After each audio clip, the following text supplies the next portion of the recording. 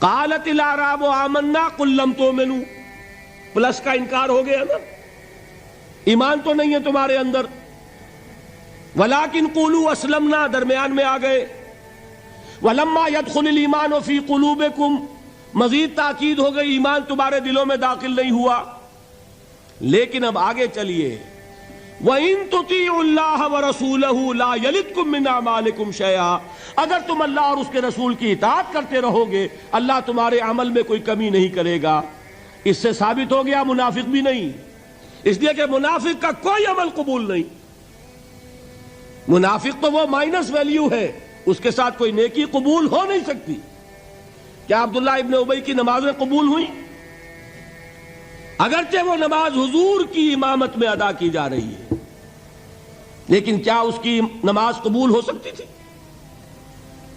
وہ آپ کو یاد ہوگا واقعہ، جب مرا ہے وہ شخص رئیس المنافقین عبداللہ ابن ابی، اس کے بیٹے ہیں عبداللہ ابن ابی، وہ مومن صادق، نوجوان نہایت صالح.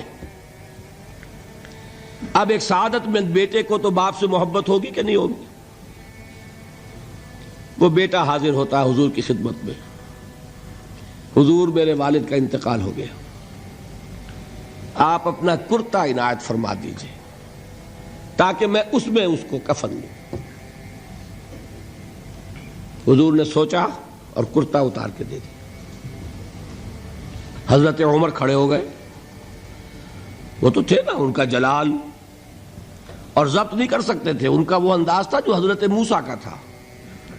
حضرت خضر کو 3 دفعہ ٹوکا کہ نہیں، یہ کیا کیا تم نے؟ بغیر کسی جرم کے اس بچے کو ختم کر دیا.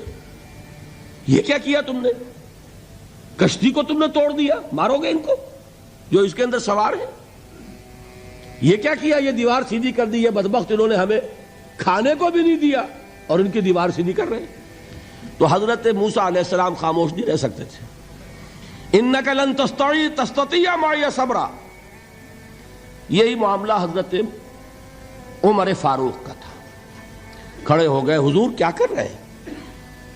اس دشمن خدا کو آپ اپنا کرتا دے رہے ہیں؟ اس نے یہ کیا، اس نے یہ کیا، اس نے یہ کیا.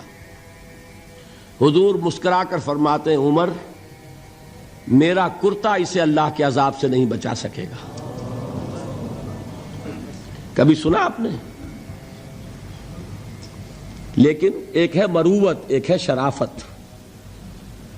اس نیک اور صالح نوجوان نے آ کر مجھ سے ایک بات کہی، مجھ سے سوال کیا نا، کیا میری شرافت اور مروت اسے گوارا کر سکتی ہے کہ اس کا ہاتھ میں خالی لوٹا دوں؟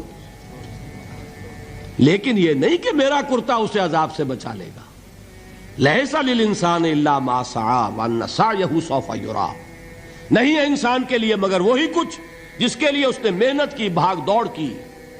جو کمائی کی ہے وہی ملے گا، اور جو کمائی ہے وہ ضائع نہیں کی جائے گی، وہ دکھا دی جائے گی. یہ ہے تمہاری کمائی. تو انسان کا معاملہ تو عمل سے ہے نا. اور میں یہ بھی بتا دوں، لطیف باتیں ہیں یہ کرتا حضور نے دیا کیوں؟ ایک تو آپ کی شرافت اور مروت. اسی شرافت اور مروت کا ایک اور پہلو یہ تھا، حضور اس شخص کا ایک احسان اپنے اوپر سمجھتے تھے. غزوہ بدر میں حضرت عباس حضور کے چچا کفار کی طرف سے آئے تھے، ایمان نہیں لائے تھے اس وقت تک، اور وہ اسیران بدر میں تھے. بدر کی جنگ کے بعد جو قیدی تھے ان میں عباس بھی ہیں رضی اللہ تعالی عنہ. ان کو پاس کرتا نہیں تھا، کرتے کی ضرورت پیش آئی. وہ طویل القامت انسان تھے. عبداللہ ابن ابی نے اس وقت کرتا دیا تھا عباس کو. اس کو محمد الرسول اللہ اپنے اوپر ایک احسان سمجھتے تھے کہ میرے چچا کو اس شخص نے ایک وقت میں کرتا دیا تھا. آج در حقیقت محمد الرسول اللہ صلی اللہ علیہ وسلم نے اپنے اس احسان کا بدلہ چکایا. بہرحال بات جو ہو رہی تھی اس کو سمجھیے. منافق اندر جو کچھ ہے وہ ہے اور اللہ جانتا ہے. اللہ کا رسول جانتا تھا لیکن اس نے اس کو چھپایا اور تاکید کر دی، جس کو بتایا بھی. ایک صاحب ہے حضرت حذیفہ ابن یمان، کچھ منافقوں کے نام بتا دیے تھے آپ نے یہ میں واقعہ آپ کو پورا سناؤں گا جبکہ نفاق پر گفتگو ہوگی، لیکن ساتھ ہی کہہ دیا تھا دیکھنا کسی کو بتانا نہیں، یہ میرا راز ہے تمہارے پاس۔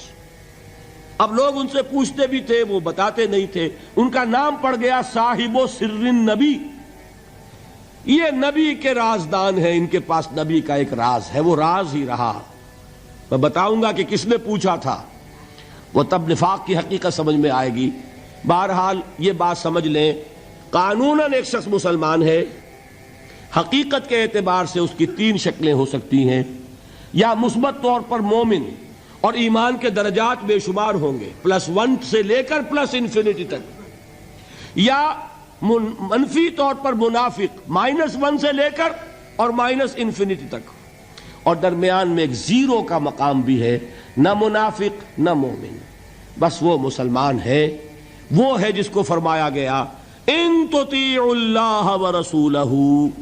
دیکھو ایمان تو تمہارے دلوں میں نہیں ہے، لیکن اگر تم اطاعت کرتے رہو گے اللہ کی اور اس کے رسول کی، اس حالت میں لا یلدکم من اعمالکم شیئا، اللہ تمہارے اعمال میں کوئی کمی نہیں کرے گا، اس کے اجر و ثواب سے تمہیں محروم نہیں رکھے گا۔